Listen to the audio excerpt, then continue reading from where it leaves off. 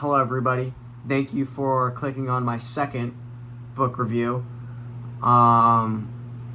This one is for my midterm project in my major for basketball coaching. It's called Make It Stick. This is the book right here, Make It Stick. It's about effective learning, effective teaching principles. It's by Peter C. Brown, Henry L. Roediger III, and Mark A. McDaniel. So it's got lots of authors, lots of editors, lots of research in there. It's a pretty good book. I enjoyed it. And it's pretty well renowned. People pretty acclaimed. It's used by Navy SEALs for their instructors. It's referenced its techniques in Harvard Medical School, and it's even received funding. Its research from NASA partially. So it's a big shot. It's a big deal, right? This book. Anyway, I found this book very relevant to me as a basketball coach because my core philosophy as a basketball coach is that basketball coaching is teaching and teaching is helping people learn, right? So figuring out how we learn and how to teach is very apparent because that's all I do. I just happen to play a sport while I'm at it. You know what I mean? So let's get to it. This book comes out guns a-blazing, just talking about what's BS and what's the truth. And it gives you two things. This is BS. It says massed practice till you get it perfect. BS. Learning styles, finding the learning style that suits you best, that you prefer the most, and that's how you're going to learn. BS. And you'll find a theme here. Those two things have in common that they're desirable, they're intuitive, they feel good for the learner. Now, what does work? Here's what does work. Retrieval, spacing, and interleaving. And this can be summed up in two key ideas. Retrieval and spacing is the process of learning, forgetting, testing, learning, forgetting, testing, right? So you learn something, you forget it, you test it, retrieval practice. So instead of rereading a textbook like 5 times, this is retrieval practice. Instead of rereading a textbook 5 times, and just feeling like, oh, I've exposed myself to that knowledge, you feel good about it. Instead, you're going to read it once and then do some flashcards on the definitions. And you're going to see a definition, you're going to have to go back and retrieve that. And the idea is that it's easier and it feels more comfortable to read a book, 5 times, and you feel, really confident in your ability. But that's just really weak signals in your brain. It's not much of a cognitive load, whereas a flashcard or a practice test, right? You have to retrieve that information. It's going to be more difficult. It's going to carve a much bigger neural pathway. It's going to, be a lot more accessible later in the future because you had to work harder to do it. Spacing is, the idea that you should forget some information and then come back to it, right? The more you can kind of forget and then have to reuse that same neural pathway, the more difficult, again, it is. You're noticing a theme. Difficult things are good. The more you're going to learn, the more you space it out. So that is the antithesis of, say, cramming. Cramming maybe before a test, studying 8 hours before, and then the next day you do well on the test because it's all in your short-term memory, but it's not really a lasting learning that's going to help you in your life. Same with sitting in the same spot at a shooting machine, shooting a basketball 1,000 times. Great, your short-term memory is great. I'm sure after you shoot 1,000 shots, your 1,001st shot is going to feel pretty good. But that's just because of the short-term memory that your brain has developed. It's not really much of a cognitive load. In fact, it's actually your brain has now assessed the task and found a way to make shortcuts, which is ultimately not preparing you for, the hardest thing.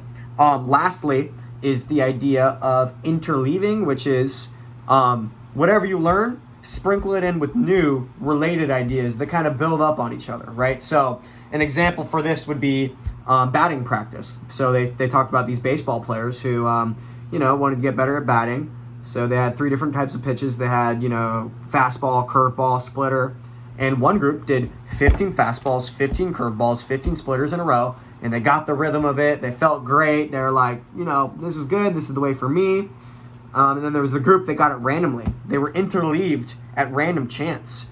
1 fastball, 3 curveball, sorry, you know it's coming at them, right? They didn't really know. They felt uncomfortable by it. They didn't like it. But at the end of the day, the group that achieved the most, improved the most, was the group that had it interleaved. The one that experienced the difficulties of having a random pitch thrown at them. Because it was more of a cognitive load, the learning was actually longer lasting. So, what's the theme here? The theme here is that learning is often most effective when it's difficult, not when it's easy. This is where we come to B.F. Skinner's myth of errorless learning. Errorless learning. So B.F. Skinner, obviously, he's a guy. He's a big psychologist guy. He's not a complete idiot. His basic idea is that learning should be easy. You should structure a learning environment that makes it nearly impossible to fail, that guides you at every single step.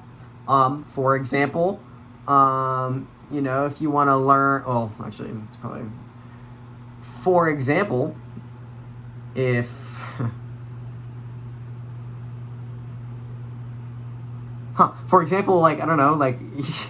so this is actually a good example for B.F. Skinner, because I'm having a brain fart, I can't think of anything, but like training wheels, you get a kid on a bike that they couldn't possibly fall over on, and then you put them on another one, and then another one, and then they finally get on a bike, and they kind of, you hold them on their bike to make sure they got their balance. And that's actually a good example of where errorless learning is probably a good thing, because if the kid falls off the bike and gets a concussion, they're probably not going to want to keep riding the bike. So there's some merit to his strategy, but ultimately this book argues against it and calls it the myth of errorless learning, because the broader theme is that it encourages the idea that failure is an obstacle in the learning process. It encourages the idea that good learning is easy learning, and that you should find learning that is easy for you. And in the grand scheme of things, that is far from the truth. Learning is clearly demonstrated in the research that when it's difficult, when you have to test yourself, when you give yourself space, when you do retrieval practice, when you practice spacing, so you give yourself time to forget it, and you interleave it with new material instead of getting it all at once and feeling good, this is when you do best.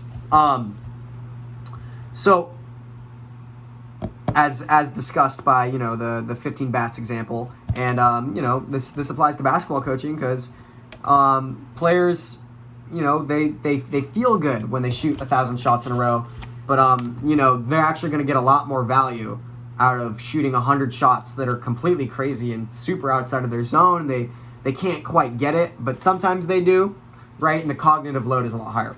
Anyway, moving on to really get against B.F. Skinner's myth of errorless learning that I don't like. We don't like it. We don't like errorless learning. We like hard learning, okay? Here's one idea. So people don't like difficulty in learning. People don't like interference in learning. They think it's interference. They think it's a bad thing. This book argues the opposite. The interference in difficulty in learning can and do oftentimes expedite the learning process and make it a lot more long-lasting. Here are two very fascinating examples. One, so the researchers, they had this group. You know what? I just forgot another research thing, but should I tell you it right now? I'll tell it to you right now. Okay, this is crazy. This is before we get into the errorless learning. Errorless learning, right before we get into that, they did a study where these students in PE class, right, they have these bean bags and they throw them into these buckets. One group practices from 3 feet away, only 3 feet away, all day, 100 shots, 3 feet away. And then there's another group that shoots from 4 feet away and 2 feet away. At the end of the week, after all the practicing, they get assessed. They have a final test from shooting 3 feet away. Which group do you think did better? Obviously the group that practiced from 3 feet away, because that's what the test was on, right? Nope. The group that practiced on 4 and 2 and had the increased cognitive load of having to switch back and forth actually did better on the test of 3 feet than the group that had been practicing from 3 feet all along, right? So this goes to the idea that the higher the cognitive load, the greater the executive function, the ability to do things within a related, area of expertise. The more cognitive load, the better you are at just figuring things out, the better you are at just doing things in general, right? Executive function, difficult learning is good learning. Interleaved practice, right? 4 feet and 2 feet, very good. Much better than 3 feet, 3 feet, 3 feet. Thank you. B.F. Skinner, Errorless Learning. His myth of errorless learning and how it discourages difficulty in learning and how it discourages failure. So it discourages difficulty in learning and, it discourages interference. But here's 2 examples, 2 studies where interference was actually helpful. So there was this one study where they had, a bunch of people, they had to do this logic test, and they think they're getting tested on this logic test they're taking in this room. They're not. What's happening is there's a phone call in the other room through the wall, just loud enough for them to hear, right? One group hears both sides of the phone call. The other group only hears one side of the phone call. Which group, when asked later, had a better recollection of, what they heard and what the conversation may have been about? You'd think the one that heard both, right? Because they'd have a more complete understanding. But no, it was actually the group that heard one side of the conversation. Because that interference, that extra processing that they had to do, made them think and think and think about, what could he be saying, And they were roommates. Right? What are they talking about? So they actually thought more, and that obstacle, not hearing the other side of the conversation, actually made their brain work harder and made whatever they did hear much longer lasting. Here's another example. They found that people retain their reading better when the text is slightly out of focus. When you have to squint to read it, it's difficult to read, and you'd think, well, that interference is just annoying and it's slowing you down and annoying and makes it harder to read. Well, you're right, and that interference actually makes the learning longer lasting because why, audience? Retrieval practice for you. Because more cognitive load. Difficulty in learning is good. So, myth of errorless learning. And one of the worst things this myth of errorless learning perpetuates is the fear of failure. The idea that failure is a bad thing and an obstacle. So, this is something for the next episode, right? Talking about a growth mindset and how great failure is. But I want to end with some beautiful things, I think. So one beautiful thing is in France, there's this one schooling institution that had a fail festival of sorts in which they celebrated all the failures in history or, maybe even in the institution, right? Just celebrating all kinds of fails and how they helped the learning process come along and how they helped amazing things happen. Another example of celebrating failure, which I love, is the FailCon in SF, which is where, all the biggest Silicon Valley tech geeks come together and they talk about their biggest failures and how it actually led them to amazing discoveries and how it led them to great success. Again, celebrating failure, very successful people celebrating failure. And I'll end you off with a quote by Thomas Edison that, I am a basketball coach, you know this, right? So I gave one of my clients, I gave him on his note card, his homework was, where is this quote from? And I started writing it out. I haven't failed, I have merely found, and he said, sniped it, Thomas Edison. I was like, I haven't even finished the quote. He said Thomas Edison. He knew the quote by his brain. So, man, that kid's going to be special. If you end up going to the NBA one day, I was talking about you on my book report. So, but the quote is, I haven't failed. I've merely found 10,000 ways in which don't work. That's by Thomas Edison. So, in summary, what, audience? Learning should be difficult. Learning is best when it's difficult. Spacing, or retrieval practice, spacing, interleaving, right? Test yourself, forget it, learn, forget, test, forget, you know what I mean? That's the whole idea. And then interleave that with more things, make it, make it kind of random and make it hard to get a groove because short-term memory is the enemy and we want long-lasting memory that's, more higher level and, going to actually help you in your day-to-day. And lastly, the myth of errorless learning and, how it discourages failure. And the best successes come from failure and that process, and Tom Edison. There you go. That's episode 1. Next episode, we're going to talk about growth mindset, which directly relates to this idea of failure. Carol Dweck, shout out Carol Dweck. We're going to talk about having a long view, playing the long game, right? And trusting the process when it comes to all this learning stuff, okay? Thanks for watching. I'll see ya.